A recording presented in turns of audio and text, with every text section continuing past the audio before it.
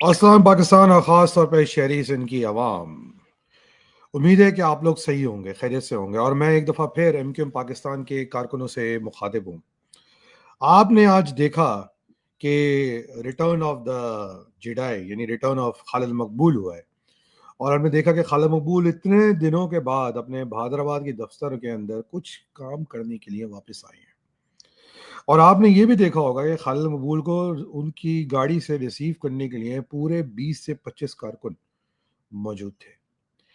आगे का अहवाल मैं आपको बताऊंगा, मगर आगे का अहवाल बताने से पहले मैं आपको एक कारकुन का पैगाम देना चाहूंगा जिसने मुझे एक चीज लिख के भेजी है। वो ये कि खालिद मकबूल को दानिश काजी भाई एक पैगाम दे दीजिएगा कि खालिद मकबूल, अब वक्त आ गया है कि तुम अपनी ही बयानिया को हकीकत में कन्वर्ट करो।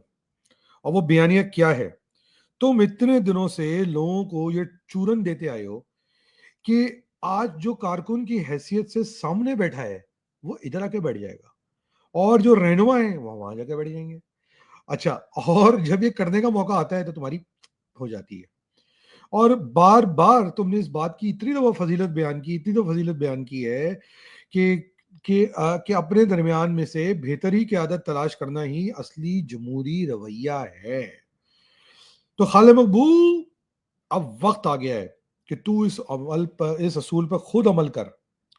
और इस असूल पर अमल करते हुए तू जो नई क़यादत जो कि फेडरल बेरिया में और तुझे मजीद नजर आने वाली है, उनको मौका दे और खुद तू घर चला जा। अब सवाल ये बनता है कि खालिद मकबूल साहब जो हैं वो वापस क्यों आए? खालिद मकबूल और हमने देखा अमीनुल हक दोनों आज हैदराबाद के दफ्तर आए। और मैं आपको वो तस्वीर दिखाना चाहता हूं, बिल्कुल गौर से देखें। आप इस तस्वीर में देख सकते हैं कि ये देख लेते हैं। हाँ जी, आप इस तस्वीर में देखें कि इस तरह की शक्ल बनी हुई है कि खालिद मकबूल वापस नहीं आए। बल्कि मैं इस तस्वीर को बड़ा कर देता हूं ना, ऐसे देखते हैं इसको, ऐसे देखते हैं। हाँ, अब नजर आ रही होगी आपकी तस्वीर, जो अब नजर आ रही होगी। इस तस्वीर को देख के आप चेहरों से इस बात का अंदाजा लगा सकते हैं कि जैसे कोई मर गया है या जैसे कोई मरने वाला है। और ये समझ लें आपके हॉस्पिटल में आप उसको देखने आए और मरने में बस कुछ मिनट रह गए, और आपको सारी शक्लें जो हैं वो दिख रही होंगी कि जो इस पोजीशन में अफसरदा बैठे हुए हैं, इंतजार कर रहे हैं जैसे किसी की फौतगी का ऐलान होने वाला है।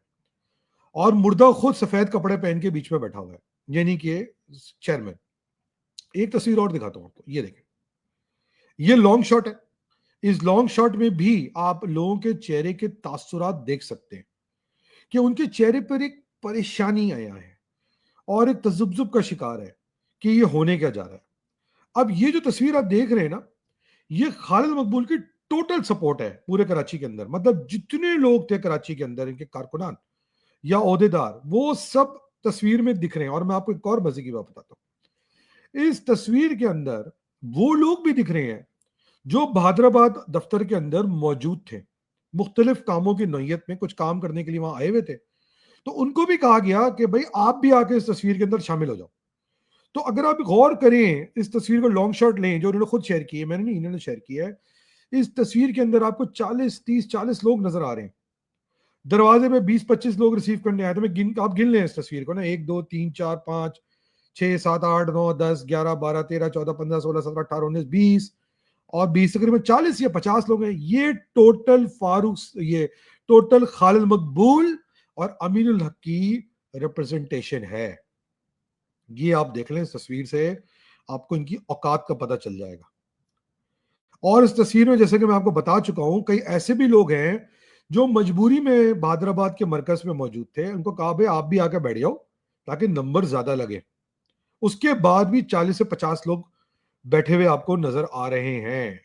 और एक खालिद मकबूल जो एक जिंदा लाश की तरह आपके सामने बैठा नजर आ रहा है, वो सिर्फ ये बचाने के लिए आया है, कारकुनों को बताने के लिए कि भाई तुम रुक जाना, भाग मत जाना।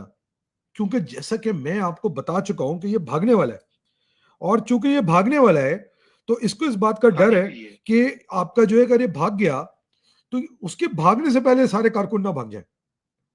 तो ये आप देख लें, ये टोटल आप देखें ना, इतना बड़ा लीडर चेयरमैन वापस आया, इतना बड़ा इसके खिलाफ एहतजाज हुआ, सब कुछ हुआ, उसके बाद भी आप देख लें 40 से 50 लोग इसके साथ जमा हुए हैं और ये परेशान होंगे कि हैदराबाद में क्या करना। अच्छा, ये आप देख लें सामने राइट से दूसरा आदमी शकील उर्फ बिहारी उर्फ मुच्छड़ के साथ जो बैठा हुआ है, जो आग खुजा रहा है,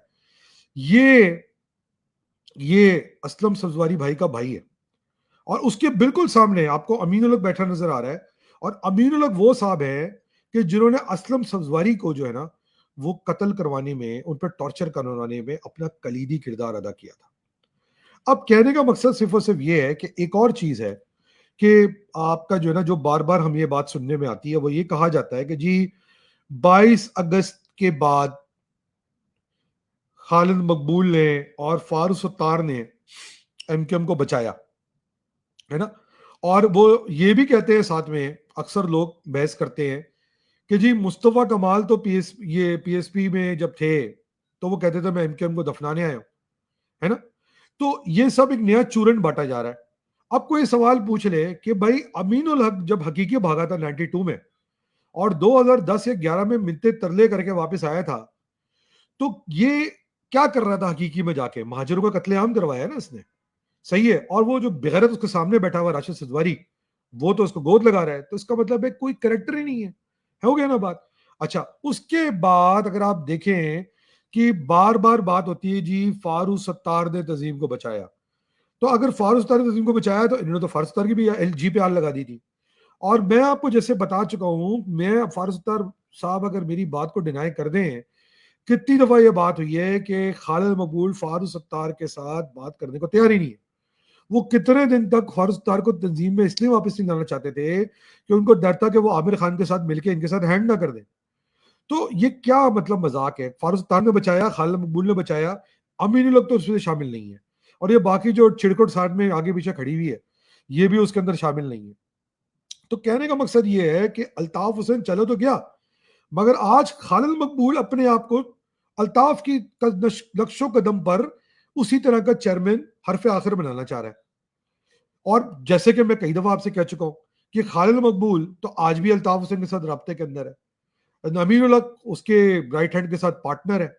तो ये कैसे ये बात कर सकते हैं? ये बात भी मुझे बताने में कोई वो नहीं है कि लैंड माफिया बिल्डर माफिया के साथ खालिद मकबूल का ग्रुप जो है वो मिलके काम कर रहा है।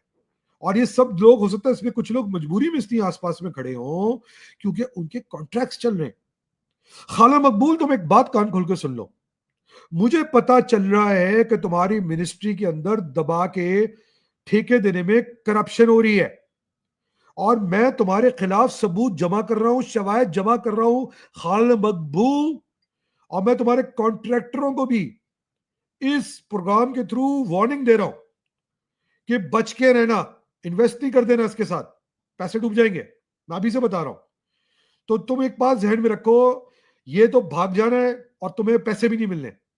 तो इसको कोई चीज भी देने से पहले सोच लेना। और अगर ये निकल भी गया, मैं दावे से कहता हूं तुम सबके खिलाफ नैब के केसेस खुलेंगे। जब नैब के केसेस खुलेंगे तो तुम्हारे पास से एक एक रुपया रिकवर किया जाएगा। तो वो जो इसके फ्रंट मैन है वो सोच के काम करें कि ये क्या कर रहा है, क्योंकि इसका बुरा वक्त शुरू हो चुका है।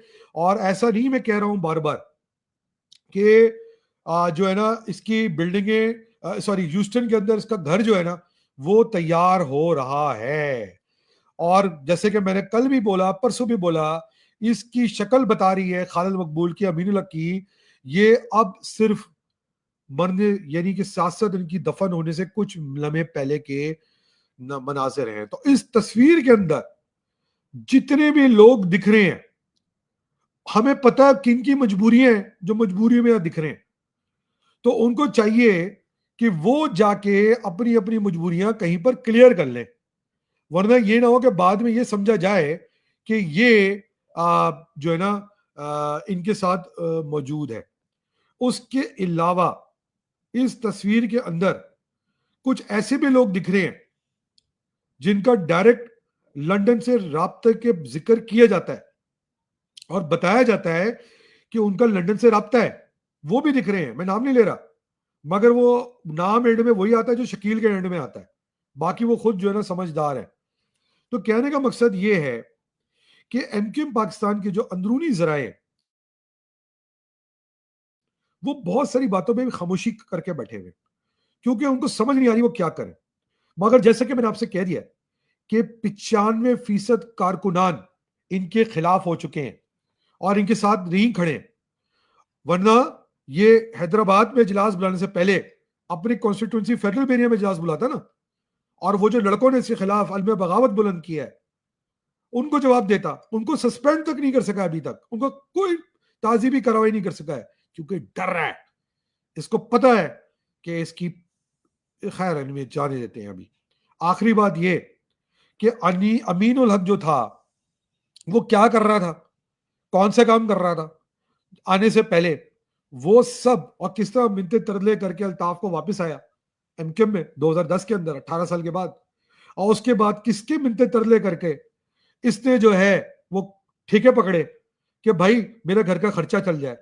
तो ये जो इस तरह के लोग हैं, वो आपको जो है ना, अभी लोग के बारे में किसी ने लिखा कि जी बहुत जबरदस्त बात लिखी कि इस तोते की लॉटरी लगी हुई थी, क्योंकि ये तो एक सिक्योरिटी गार्ड के तौर पे काम कर रहा था कंपनी के अंदर। तो ये इसलिए वापस आया कि मेहनत हो नहीं सकती है। अब इसकी नाक जो है उससे कितने चोरों को रोक लेता है। तो नेज ये कि हरामखोरी की आदत लग गई थी इनको, आके वापस एमक्यूएम के अंदर कमाना था, और वो कमाने का करना तरीकेकार क्या था, नुकसान बचाना था आपके इस्तेसाल। तो मैं फिर ये कहूंगा, इस तस्वीर के अंदर जो लोग मजबूरी में बैठे हुए हैं उनको चाहिए कि वो किसी ना किसी को राब्ता करके अपनी मजबूरियां बता दें। मगर वो वैसे भी कोई अगर नहीं बताएंगे तो इस तस्वीर में आपको टोटल 40-50 लोग बहुत ज्यादा दिख रहे हैं। ये टोटल स्ट्रेंथ है, ताकत है खालिद मकबूल की और अमीनुल हक की। फर्जदार सुना है आज नहीं मौजूद थे, वो भी आ जाते तो कौन सा तीर मान लेते। हो गया ना। अब कहने का मकसद आखिरी बात ये कि अब इस तस्वीर को आप कंपेयर करें उन हजारों कारकुनों के साथ जो कि आपका मौजूद थे उस इवेंट के अंदर, तो आपको समझ में आ जाएगा कि कौन कहां पे खड़ा हुआ है। इसी के साथ दानिश काजी को याद दीजिए, अपना ख्याल रखिए और सोचिए कि मैं क्या बात कह रहा हूं। पाकिस्तान जिंदाबाद, जय मां।